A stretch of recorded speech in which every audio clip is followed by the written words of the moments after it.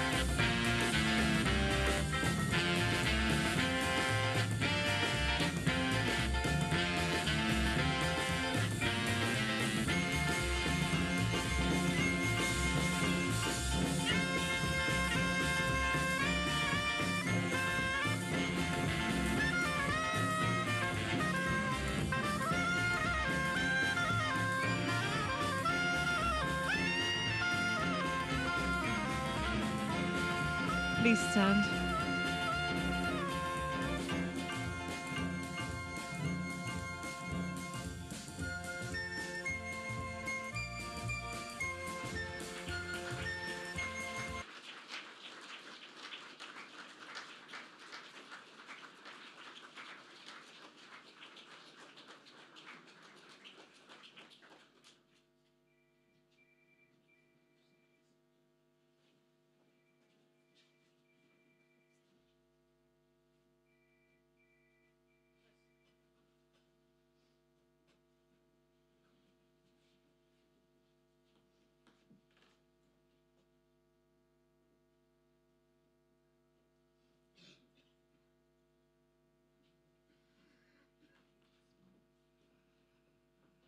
Thank you. Those who have seats, please be seated.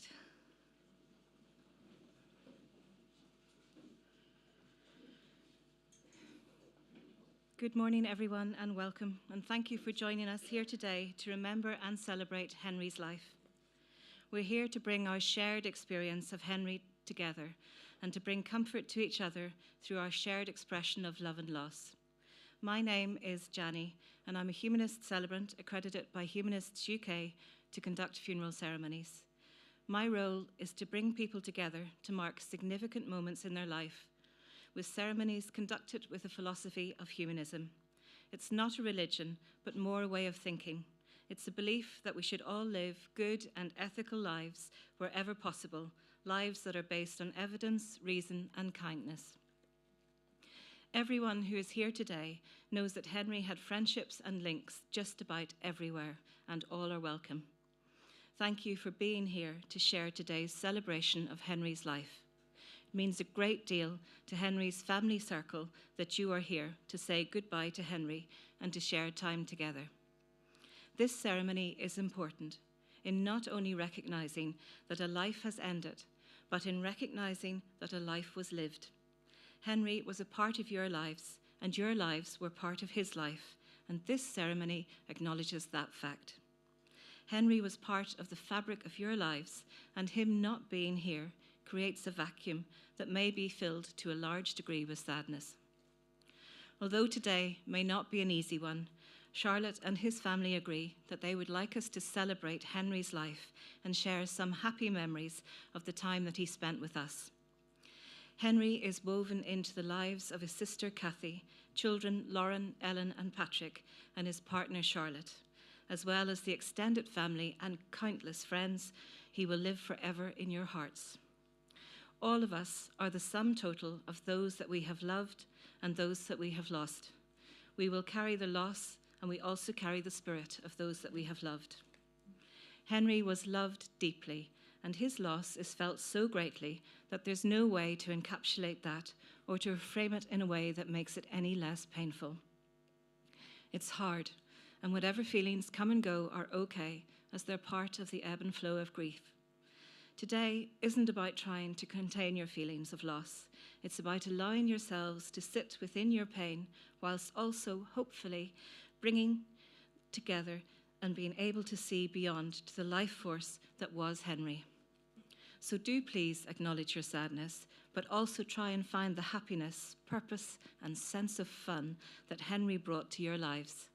It's about capturing some of the energy, warmth, and generosity of spirit that made him the unique person he was, and recognizing the fun that he had in living life too. When the elderly die, we recognize a natural change. Whilst we feel grief, we recognize the order of events, the end of a lifespan encompassing all that was to be given and achieved. But Henry was only 57 years old, and it's so hard to lose that feeling that his life has ended too soon. In his book, How Not to Be a Boy, Robert Webb says, one way of imagining life is that it's a competition between love and death. Death always wins, of course, but love is there to make its victory a hollow one. There were many more articles to write, family times to share with his sister Kathy and his children Lauren, Ellen, and Patrick. There was a happy future with Charlotte still to share and enjoy, more travels abroad, more concerts to attend, more football matches to savour and enjoy. Henry loved life and had worked extremely hard to build the life that he loved. As Abraham Lincoln said, "It's not the years in your life, but the life in your years that count."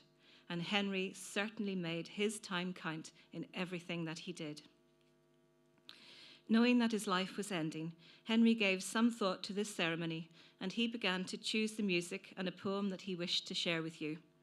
We started today's ceremony with the Everton theme tune, including the sirens, which gave Henry goosebumps whenever he heard them. The family joke is that football was Henry's true passion. Charlotte says that she never saw Henry more happy than when he was sharing a drink and a laugh with his fellow Everton supporters. Henry made a huge difference in his life. He was always one to support the underdog. Everyone here is most warmly welcomed. Henry was a good friend to Humanists UK and to Northern Ireland Humanists. Indeed, when he worked in the Guardian's London office as senior national reporter, he told the staff at Humanists UK that he considered himself to be the paper's unofficial atheism and secularism correspondent. Henry was a people person, and he loved to hear other people's opinions and ideas. Although Henry wasn't religious and didn't want any religion in this ceremony, he wasn't anti-religion either. He respected that others were devout, and he liked that people might have said a prayer for him. Everyone gathered here today shares a common thread that our lives have been touched by Henry McDonald. When we struggle with the shock of the death of a loved one, friend, or colleague, it's worth remembering their life and what they achieved and enjoyed and what they brought to life itself. Henry's family circle have put a great deal of thought into creating this celebration of his life. So just like Henry would craft his stories and articles, researching from all angles to present compelling words and non-judgmental insights, Henry was a respected journalist and writer, but his life was much more than that, and they would like that to be shared with you. Henry McDonald was born in Belfast on the 6th of July, 1965, the firstborn son of Florrie and Tommy McDonald. The McDonalds lived in the Markets area in Belfast. Tommy and Florrie were thrilled to be parents, and they adored Henry. A few years later, the McDonalds welcomed their daughter Kathy to the family. And Henry was so proud to be a big brother. The family were always really close. Henry took after his mother and had an outgoing and fun-loving nature that easily drew people to his warmth. He made friends and kept them for life. Henry was a great mimic and had a huge sense of humour. Living in the markets area whilst the Troubles erupted was not easy for the McDonalds. At a very young age, surrounded by the love and support of his family, Henry also saw bloodshed all around him. Tommy and Florrie instilled in their family respect and kindness for everyone, regardless of their background or political ideology. The family shared some holidays in Blackpool and visited family in Hove. Growing up, Henry loved Tom and Jerry cartoons and the cheesy sitcoms from the 70s and 80s. He loved Dad's Army, Fawlty Towers, and Only Fools and Horses. Henry's first childhood friend who grew up in the house behind him was Anthony O'Kane.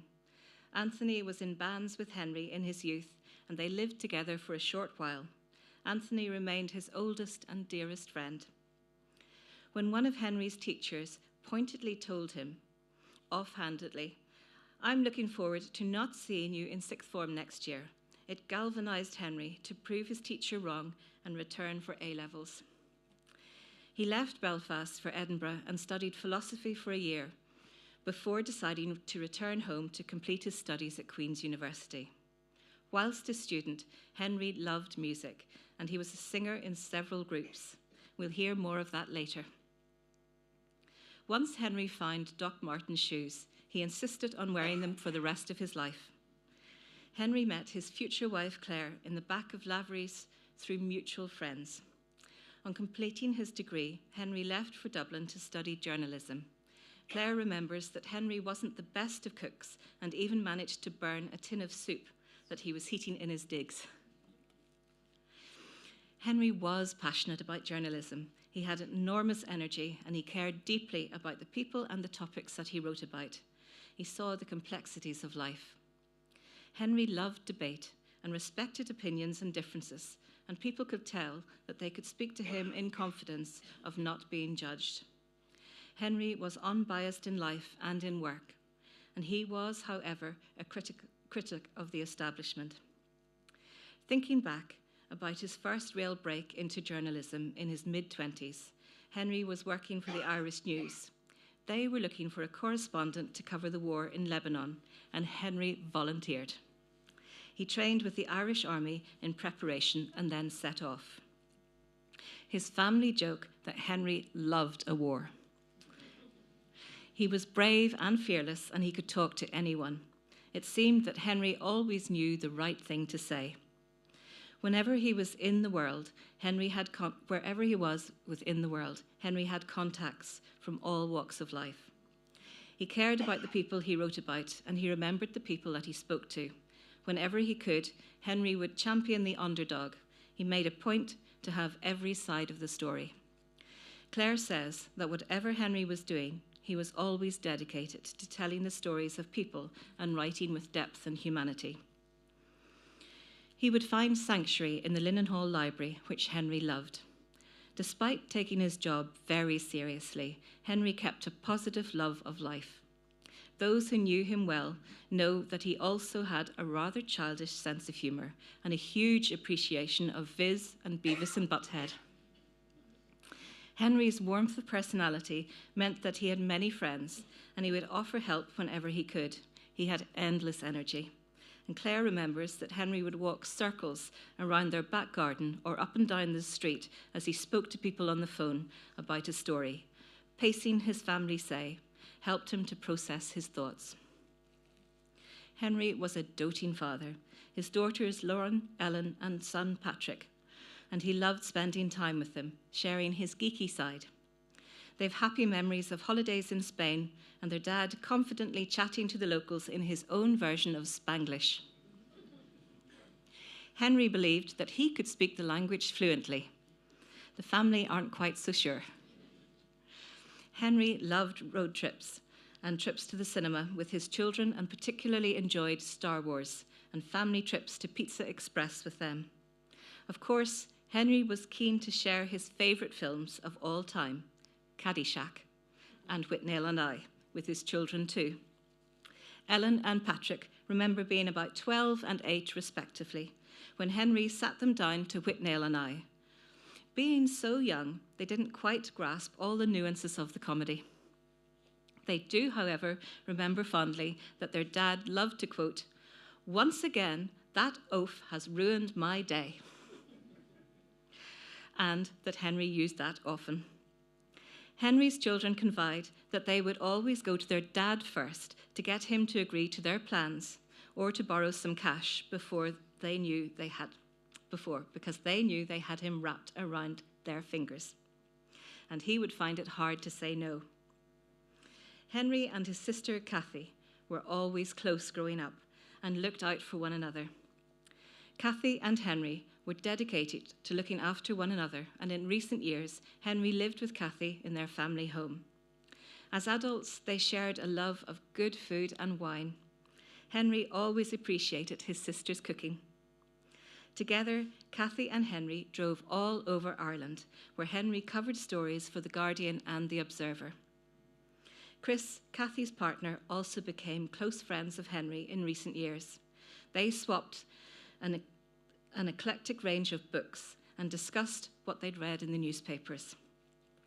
Monday evenings became a ritual of quiz night, where the three of them watched Mastermind, Only Connect, and University Challenge. And Henry and Chris competed fiercely for the answers. Only in January this year, Kathy and Henry enjoyed a special visit to Cliftonville together with their friend Arthur McGee. It was an afternoon to forget all about illness and enjoy the match, and Henry was glowing afterwards. Henry and Charlotte's path first crossed 12 years ago through mutual friends. They had an instant connection and became fast friends. As the friendship grew, so did their feelings for one another, and they became a couple 8 years ago. Henry and Charlotte shared the same values and sense of humour. They were both independent people with a passion for their work and a mutual love of travel. Charlotte says that Henry was the love of her life and agrees that travel was their thing. And Henry had found his soulmate in Charlotte. He shared his enjoyment of a good plan, and they would happily work on travel itineraries together. In the 8 years they were together, they packed an unbelievable amount of travel in. They went interrailing through Europe together on several occasions and loved exploring new places. Henry enjoyed cooking. What he lacked for in skill, he made up for it with enthusiasm. One of the first meals that he cooked for Charlotte was a steak, which he burned.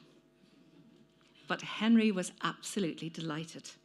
He looked the part as he cooked it with a tea towel thrown over his shoulder and the radio in the background, and cooking utensils spread all over the place. Henry's family agree that he was always engaging and quite often rather clumsy. They say that he changed his clothes several times a day because of his tendency to spill things.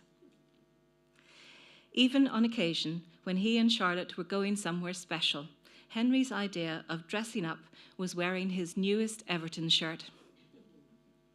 His children say that they could never go anywhere with their dad in a hurry because he would always stop and speak to the people, and he seemed to know everyone. Charlotte and Henry loved to take short trips together in Northern Ireland. Dundrum in County Down was his favourite spot for weekends, and Henry loved to write down there and take walks. In June this year, he and Charlotte were in New York, Boston, and Maine, as well as Europe. It was in September when Henry became clearly unwell. While seeking a diagnosis, Henry kept a positive outlook on life and honed his writing skills on a play, poetry, and another 2 novels, and jotting ideas for non-fiction books. Henry never gave up writing. He wrote until the very end.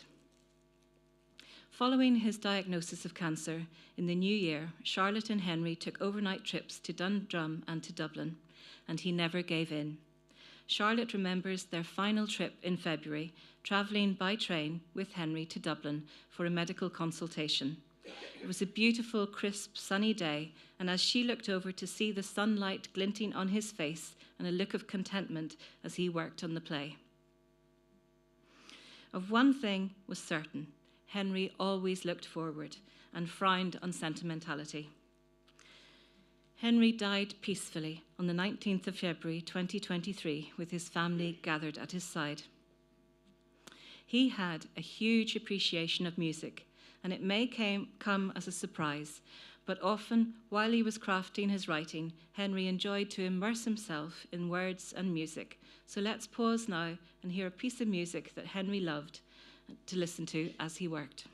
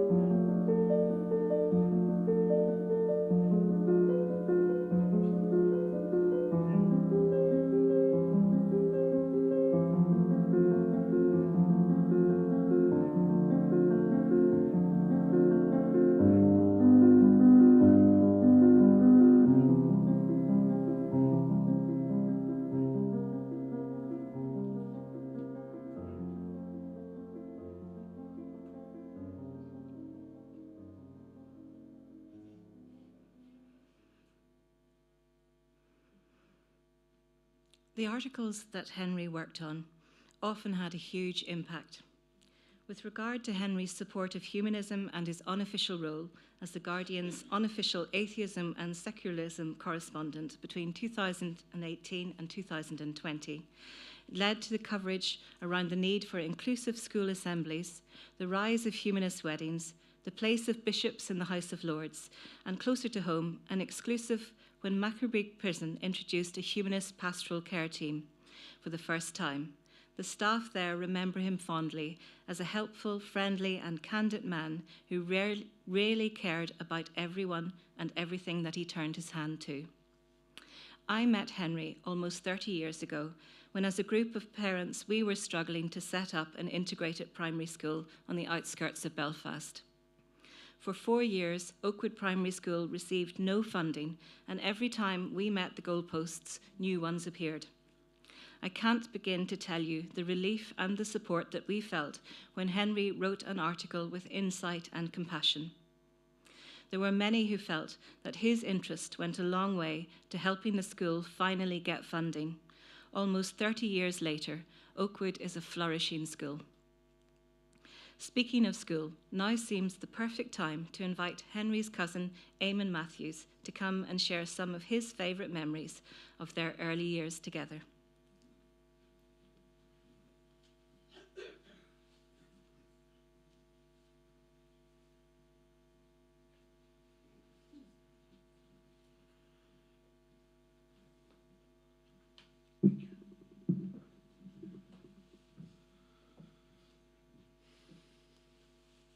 I made some notes in case my brain froze in front of everyone. What to say about Henry McDonald? Knew Henry and Kathy from the day they were born. We grew up in the markets together, and for me and my brother, Henry was our wee cousin. He was always around. We were in and out of each other's houses. Tommy and Florrie McDonald were two great people, wonderful people that we owe a big thanks for the help they gave to our parents. And at those times we shared everything, even down to we had one pair of swimming trunks between us, and we shared the same pair of swimming trunks. Henry was always he always was very bright. We were always very proud of what he was going to achieve, and in those days, the fact that Henry went to university from somebody from the markets, that was a big achievement in those days. And when I left and I moved over to Blackpool, and Tommy and Florrie and Henry and Kathy would come on holidays and meet up. And we tried to keep at every opportunity we could. We would meet up, and we stuck to that. And early in Henry's career in journalism, he would come to Blackpool to cover the party conferences that all came to Blackpool in those days. And he stayed with us, and we went with our kids were very young then, and Henry was the coolest guy they'd ever seen. We went with him to one of the big posh hotels in Blackpool where the politicians were staying and journalists, and watching our Henry mingle and chat with all these people. They were amazed. I was amazed at thinking that's our Henry, you know, there. And after that, occasionally when he'd be on television programs or on the radio, and I'd see him on there, I would tell anybody who would listen, that's my cousin, Henry McDonald. We were just so proud of him. And I think one of the gaps we lost touch, was Henry's punk rock period when he was into that. And he came over to Blackpool. There was a big punk rock convention in Blackpool. I'm going back quite a while ago. And Henry came over for officially to write an article on the convention, but I think really he came back to get his old punk rock vibe back with all the characters that were in the town at the time. And we carried on that meeting up every opportunity we could. And later years, I was for a weekend with my two sons and our nephew were having a weekend in London. Henry was working for The Guardian at the time, and we tried to meet up, and Henry was getting the train from up to Liverpool to watch Everton get beaten again. Sorry, Henry, to watch Everton play again. And we all crisscrossed London, and we met in this bar opposite Euston Station just for a quick drink.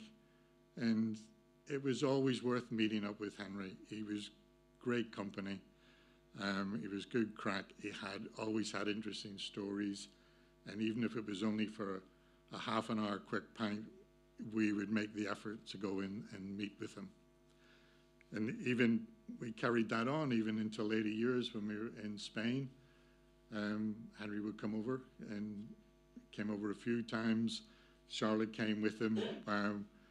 He stayed in my brother's apartment, and he was still writing. We would leave him in peace, and Henry would sit out in the terrace writing. And we had some great long discussions and debates long into the early hours of the morning, talking about politics, history. If you're Irish, you eventually get round to politics, history, and religion, whatever the conversation starts with. And then,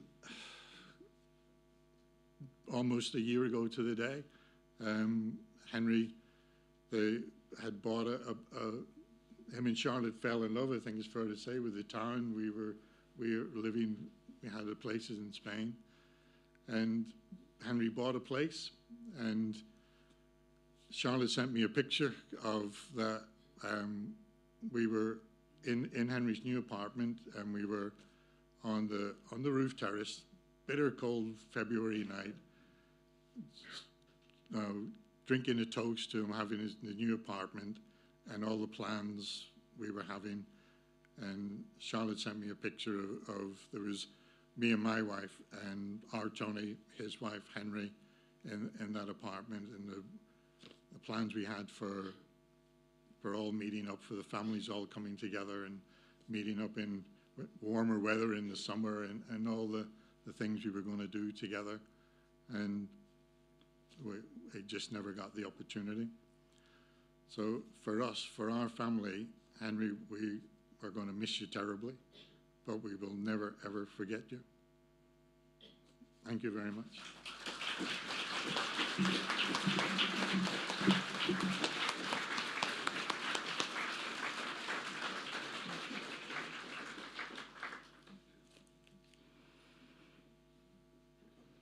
so much. We'll pause now and hear a song that had particular resonance for Henry, and then afterwards, Henry's good friend Arthur McGee is going to share some music in his memory.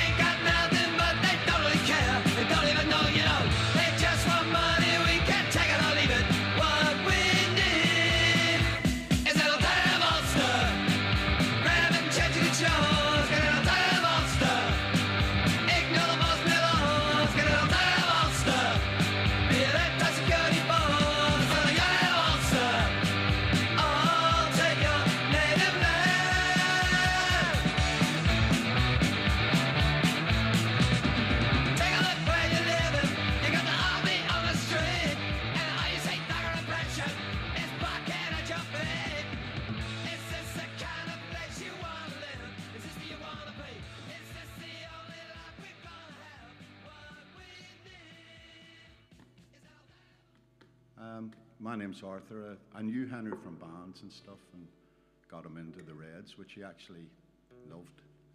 And on Saturday we'd a round of applause and the whole stadium, Clifton and Glentoran, clapped for him. Incredibly moving, and particularly with what's going on, he'd have loved it, you know. So I've been round to the house and the grief is horrendous. But people do stay with you. It's hard to believe in the midst of the sadness and the grief. They do. Their light shines on. So this is a tune I've wrote. I can't really sing, but you'll bear with me. It's called Ghosts or Echoes of Grace. It's for Charlotte and Kathy and Alan and Lauren and Pat and anybody who loved Henry, Chris, anybody who's missing someone.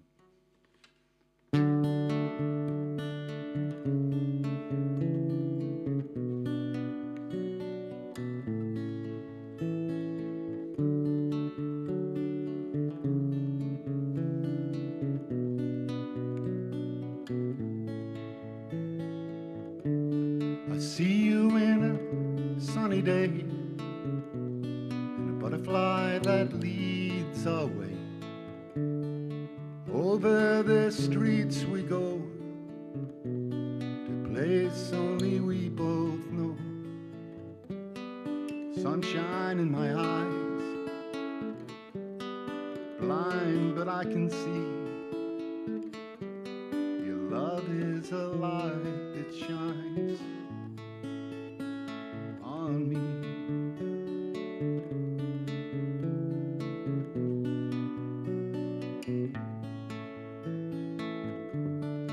Hear your voice on a breeze that whispers through the entries where we go, talking about things to come, talking about things only we could know, telling me of all the beauty you can see. Your love is a light that shines on me.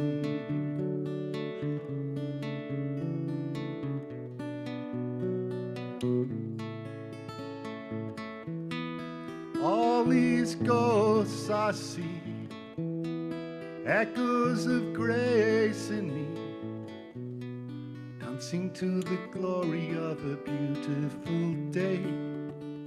Hey, hey, hey, hey, la, da, ooh. Hey, hey, hey, la, da, ooh.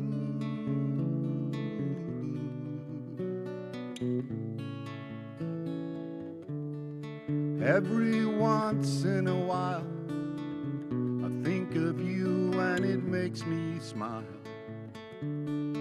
Open my eyes to see a rainbow right in front of me. Colors in the sky, magic in my life. Your love is a light that shines. Yes, love is a light that shines. Your love is a light that shines. Your love is a light that shines down on me.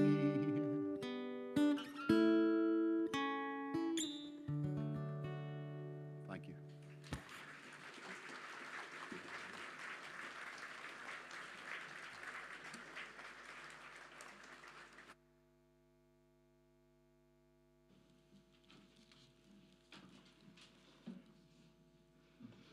Thanks, Arthur.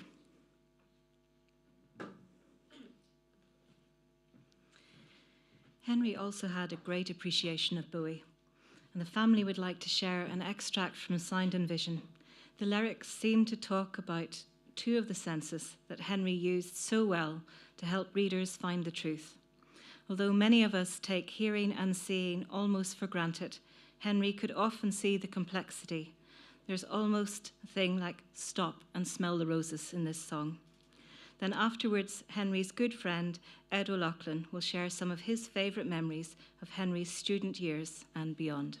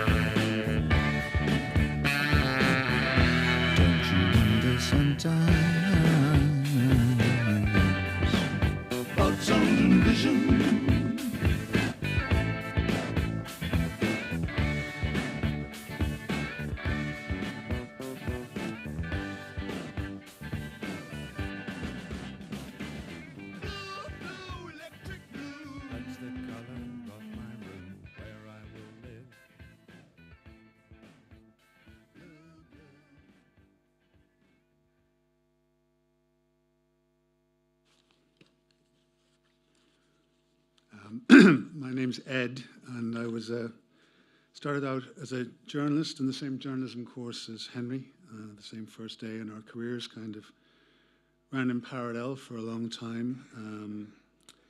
We both started writing at around the same time, and we also became great friends and knocked around a lot together in Dublin and in Belfast, so there are a lot of stories to tell that I will not be telling here. But they asked me to write something for him, so it was more than an honor.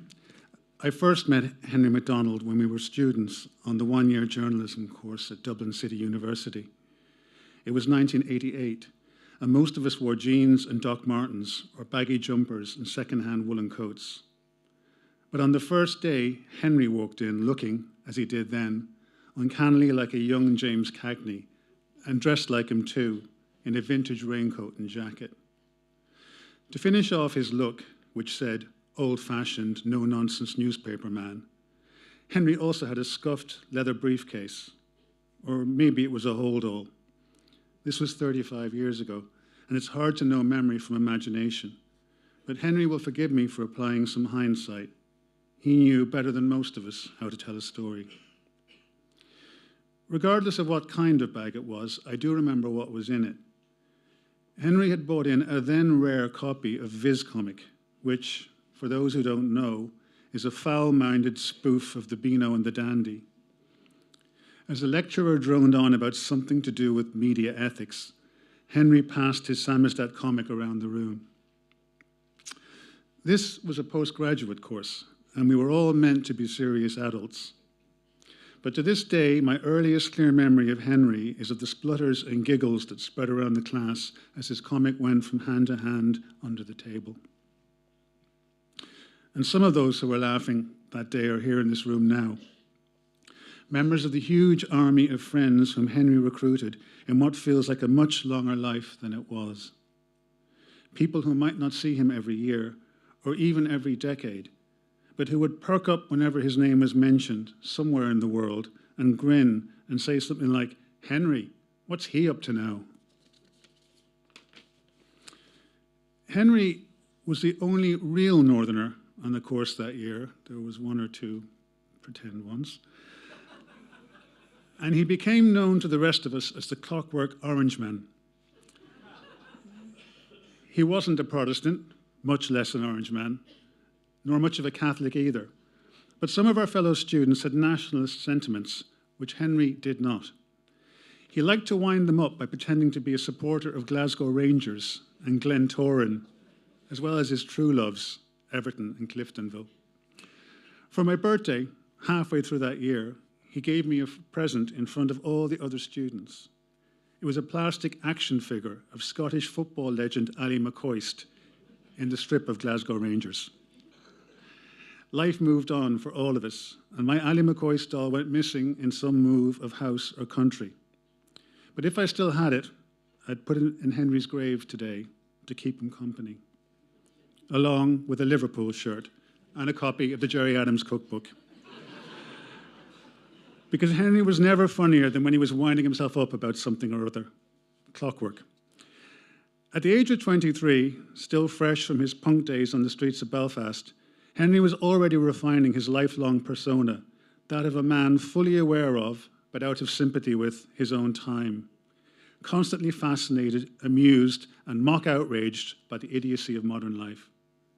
Businessmen who talk too loudly on their newfangled mobiles. Hippies and mystics. People who listen to techno music on the bus. Billy Bingham on the radio, advertising sliced ham as a health food for athletes. We had our own in-joke from one of Henry's favourite novels, Confederacy of Dunces, which made reference to Boetius, an austere and forbidding Roman philosopher of the old school. Watching The Hitman and Her after nights out in Lavery's, Henry would shake his head in sorrow at Pete Waterman and Michaela Strachan, and that bloke with the wig who did most of the dancing. What would Boetius have said? Henry wanted to know.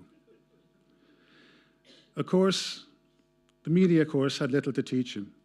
He was born a journalist, the most natural hard news reporter I ever met, and he lived for the job, working all hours. At first, his ambition was to be a foreign correspondent with all the travel and adventure, and he did make expeditions to places like Lebanon and Iraq, reporting on the aftermath of the Kuwait War. But his first love was Belfast, and despite spells in Dublin and England, it always drew him home again.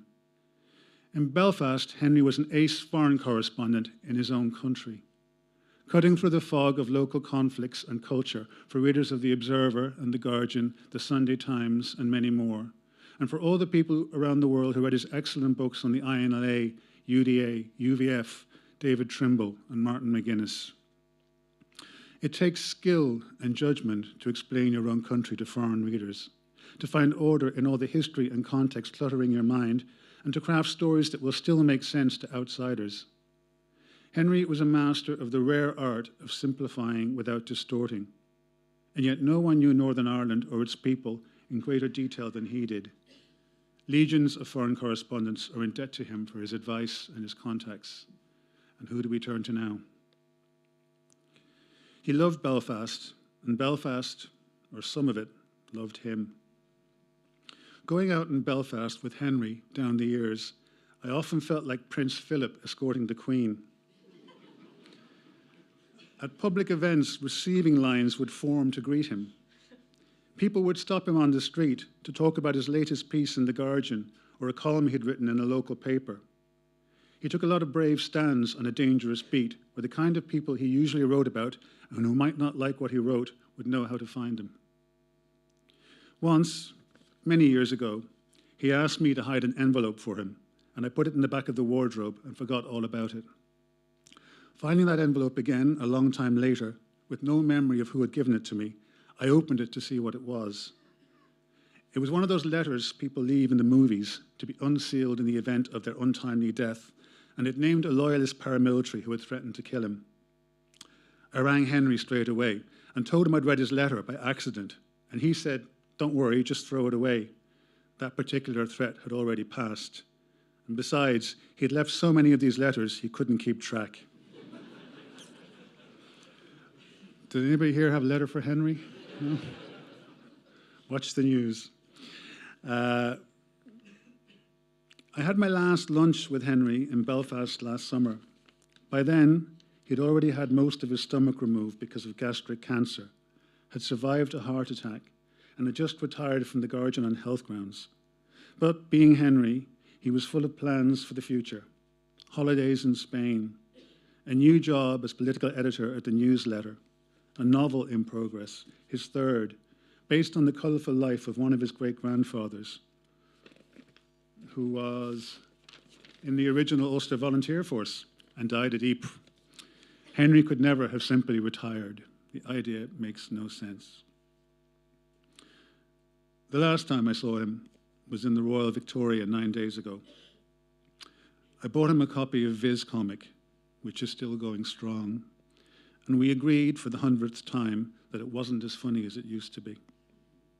Henry was wired up to one of those machines that keep beeping repetitively, and he sat up in the bed with great effort and pretended to dance to its electric pulse like one of his favourite Viz characters, Ravy Davy Gravy. And that's where we left it, more or less where we came in. Now that he's gone, and I'm forced to notice, I find it amazing how many little cues have reminded me of Henry almost every other day for 35 years, and now always will. Whenever I hear the football results and Everton wins or loses, John Motson dies and I think of Henry. Dickie Davis passes away. Henry thought Dickie Davis was hilarious. The shooting in Omagh, Henry would have told me who was behind it and everything else they had done wrong since their Holy Communion. The latest book or movie, what would Henry have thought? His children and mine were the first thing he spoke of at any reunion. He had so many enthusiasms, and they never seemed to fail him. Right to the end, he was still the same smart-arse punk who never doubted in his future, who sometimes broke things he shouldn't have broken, but always moved onward, always scheming, always humming with energy. A self-proclaimed cynic, still wide-eyed as a child at the prospect of life. Henry McDonald dies of cancer, age 57, surrounded by his loved ones. What would Beatius have said?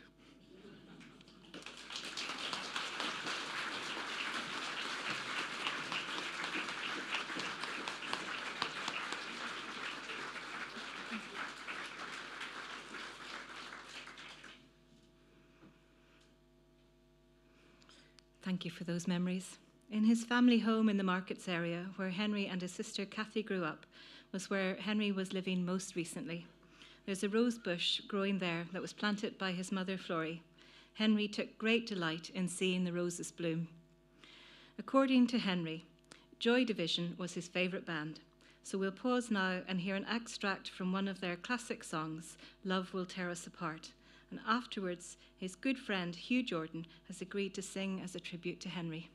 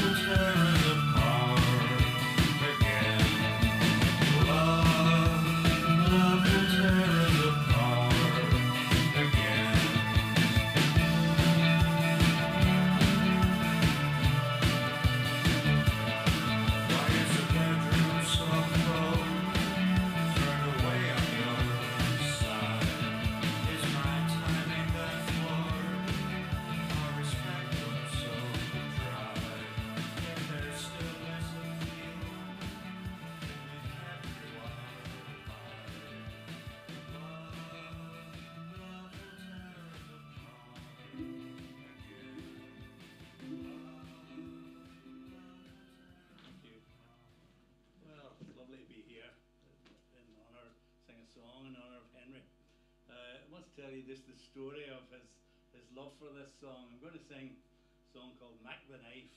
It was written by Bertolt Brecht and Kurt Weill, the musician, and it's from Bertolt Brecht's play, The Threepenny Opera, and which Henry apparently loved. But how I got to know that he loved it was in 1986. I was going on my route to Donegal, but I had come back from Yugoslavia and came to Belfast to do an event called Poets and Pints in the Markets area, where Henry was performing. He was an aspiring poet at that time. But we got to know John Hewitt was on the bill, and Podrick Fake, who came from the Markets, and he was a friend of Henry's, and it was a very, very nice night. But I did this song, and Henry always loved it, and any time our paths crossed, he would always ask me to sing it for him, so I'm pleased to do it today. I got this is a traditional Scottish instrument called a ukulele, and I've got 15 of them, but I got this specially made in Taiwan recently by a guy called Eric Miller. I don't think that was his real name, but he put it up there. And so this is my version of Mac the Knife. Most of you'll know it because it was a big hit for Bobby Darin. You still hear it all the time. But Darin did it with a big band, and Ella Fitzgerald did it, another big band. But I've only got 4 strings here, so you'll need to bear with me.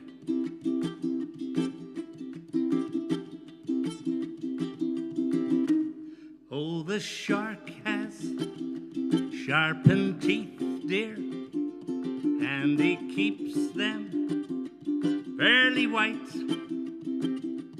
Just a penknife has McHeath, babe, and he keeps it right out of sight.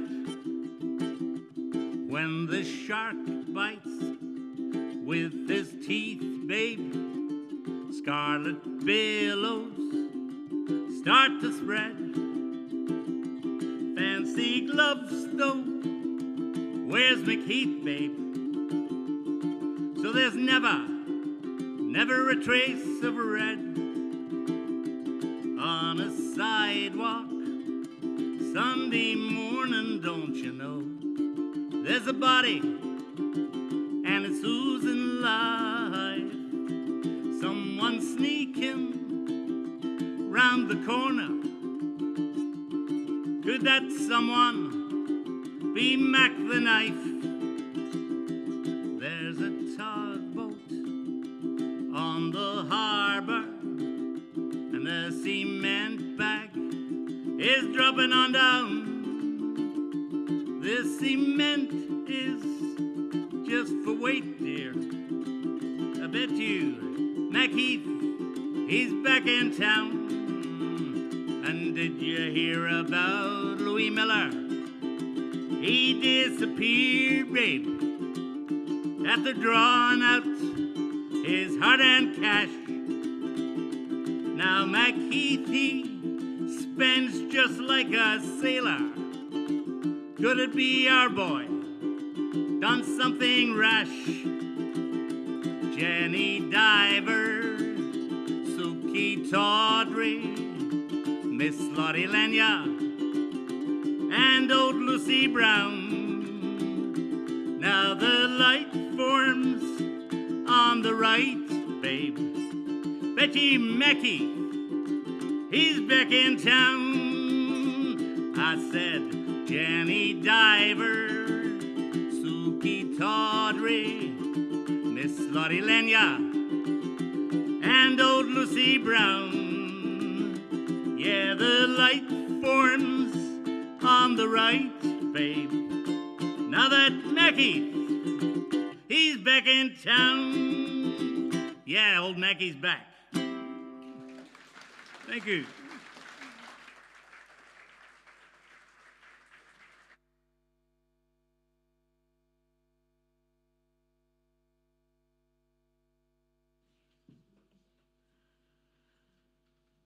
Thank you. Henry leaves behind a treasure trove of happy memories, far more than can be shared here today. but his daughter Lauren will now share some of the McDonald family's favourite ones.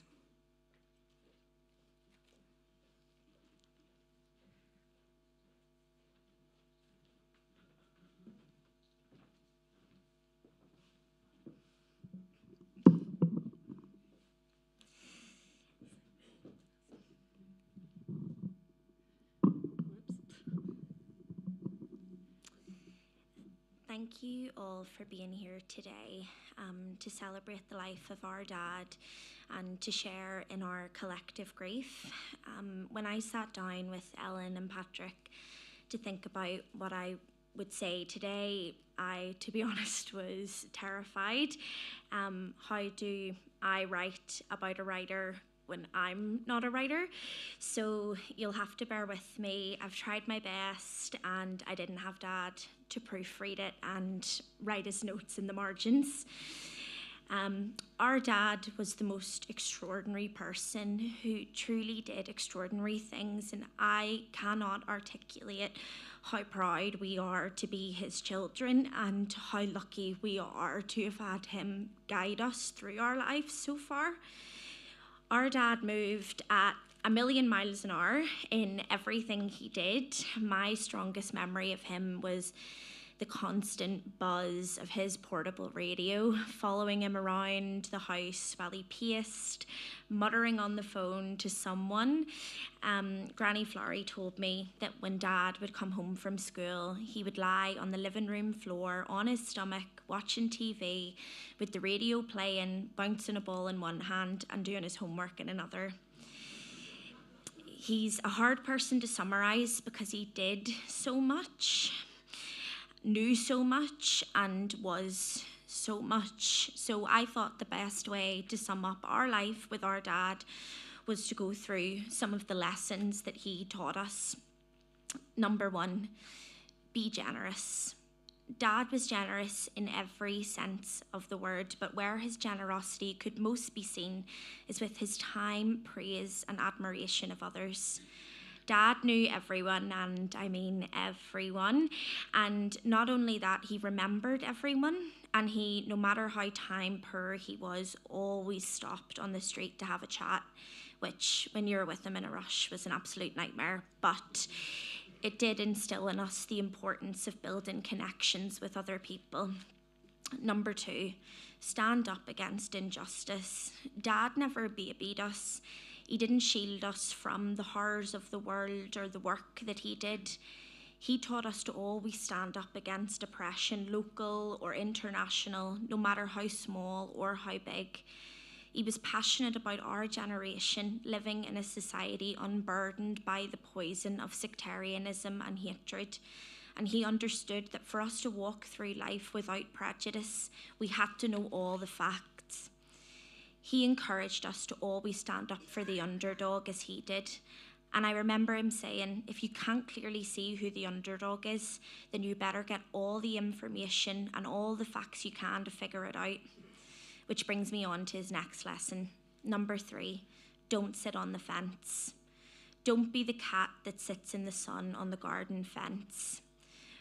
Dad's work was all about facts and finding the truth amongst the madness. His work was impartial and allowed the reader to come to their own conclusion. He never forced his opinions or feelings down anyone's throat. That's what makes a good journalist, he said, to be brave and report the facts and only the facts. But in life, he never sat on the fence. He was courageous in the face of oppression and stood up for what he believed, no matter the consequences. Pick a lane, he would say. If you try and make everyone happy, you end up pleasing no one. But if you've courage in your own convictions, then you'll always sleep well at night. Number 4, be an individual. Dad was a true individual, running around to meet world leaders in his DM boots, barber jacket, and shaved head. He didn't care about convention, and he was comfortable in who he was. That level of self-confidence is hard to come by, especially in the climate that he grew up in. He was a punk through and through. We called the re-emergence of his DM boots his midlife crisis, but I don't know. He truly didn't care what other people thought about him. He was an anarchist who was multifaceted. He would blast New Order on the record player that we bought him for Christmas one year while reading Robert Frost wearing a scruffy Everton top. He liked what he liked, and he always defied convention. He taught us the lesson of individuality through his example. He encouraged our passions and phases, no matter how wacky and left field they were, and that we mightn't have always said it, we were so thankful for it. Number 5, be unpretentious. As you all know, my dad had a serious job that he took seriously, but he never used it as a way to fuel a sense of self-importance. He was unpretentious in all that he did, which in turn made him a better journalist because he was someone that made people feel comfortable and heard. But his career was not the summation of his character. He was a big child at heart, and we were his wee mates as well as his children because he could always relate to us on that childlike level.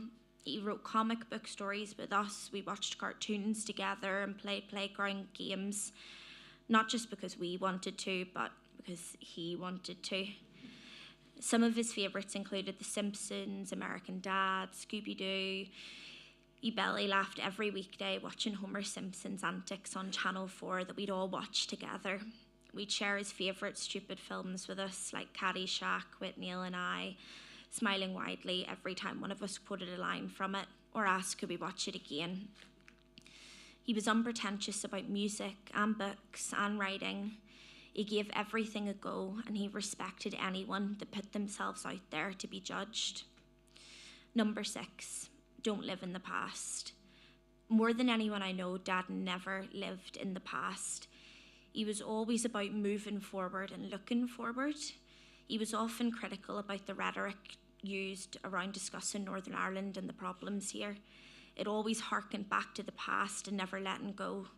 Memories and experiences are a blessing to inform us, but it's very easy to be imprisoned by them. And he never lived like that. He looked always toward a better future. If we got in trouble at school or misbehaved at home, he wasn't really interested in what had happened and why, but rather, how would we move forward to rectify our wrong? How would we change our mindset to not make the same mistake twice? Though secretly I'd say he was probably delighted if one of us got a detention in school once or twice, his inner anarchist coming through, though I was a complete square in school, so it wouldn't have been me, Patrick. Looking forward really was his prerogative, but he never pretended it was easy.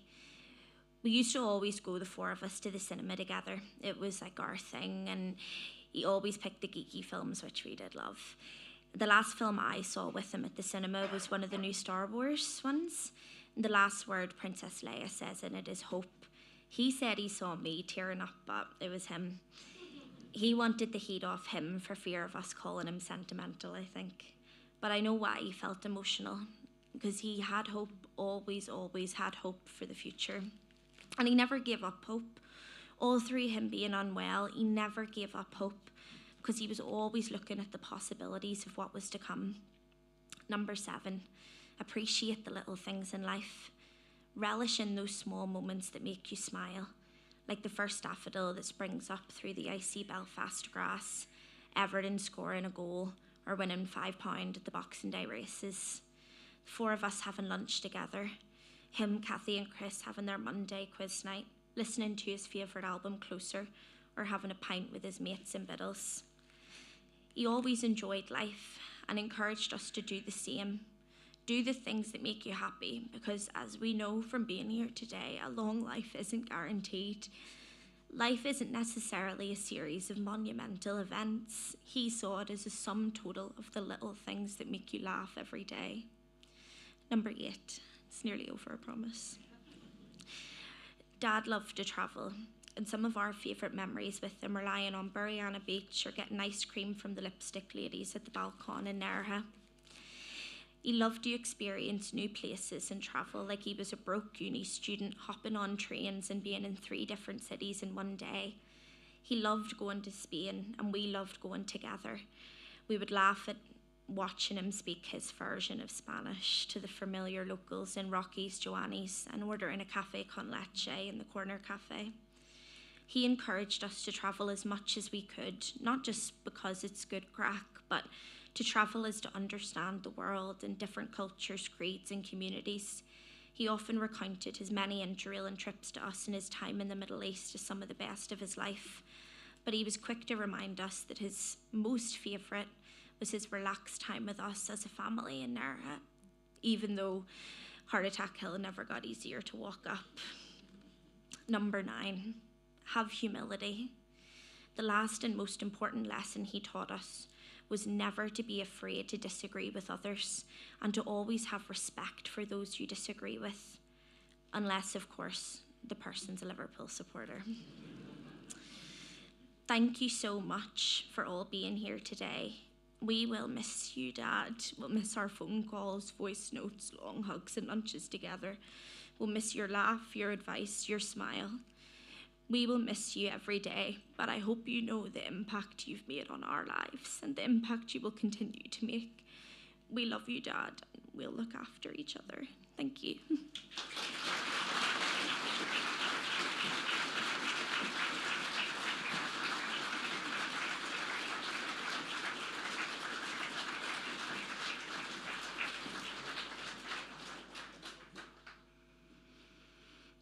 Thank you for sharing those very important life lessons. Lauren told us how Henry always looked to the future, but he loved to read history too. Henry also appreciated poetry, and his daughter Ellen will share a particular favourite of Henry's, a poem by D.H. Lawrence. He was keen that it should be shared with you as part of the celebration of his life.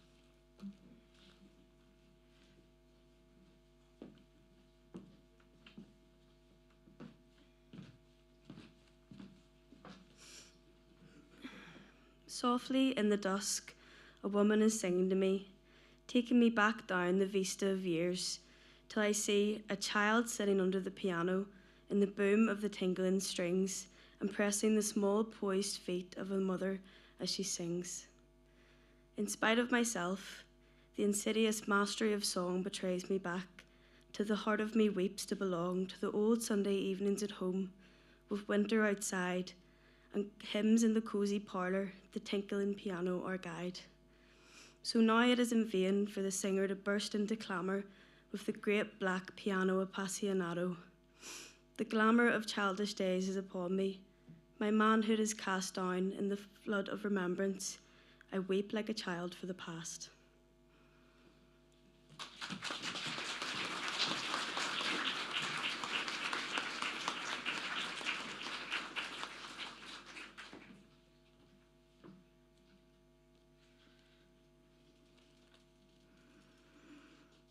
We have come here from different places and we're all at different stages in our journey through life. But one thing we all have in common is that our lives have been touched by Henry McDonald. So in a moment, I'd like to ask you to think about Henry, what he was to you and what you were to him. Those of you who hold a belief may like to say a silent prayer. While you do so, we'll hear another piece of music chosen for today, and the family agree it fits well with Henry's love of the poem that we just heard and Henry's love of writing to classical music as it flowed around in the background. Thank you.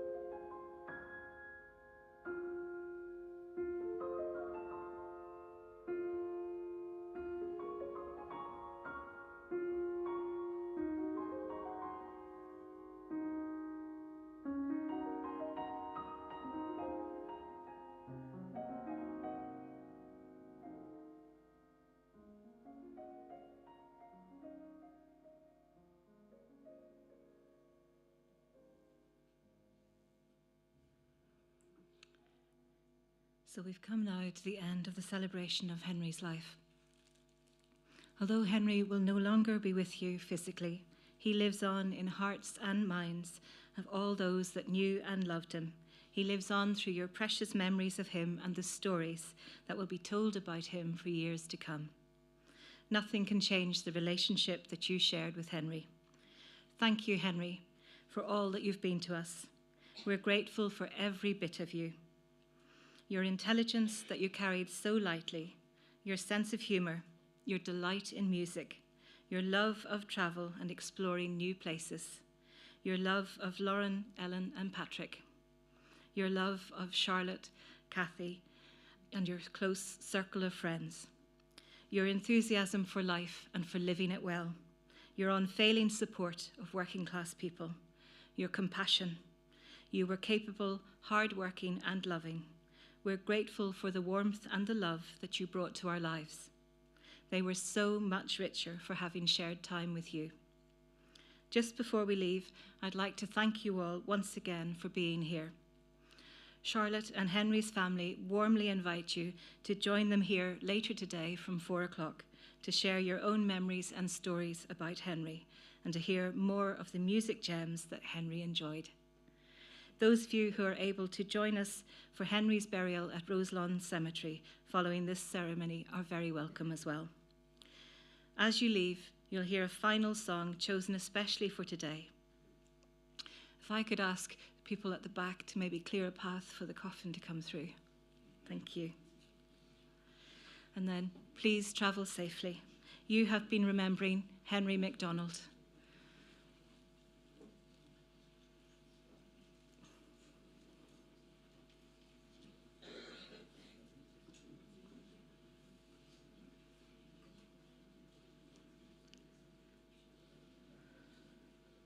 Thank you.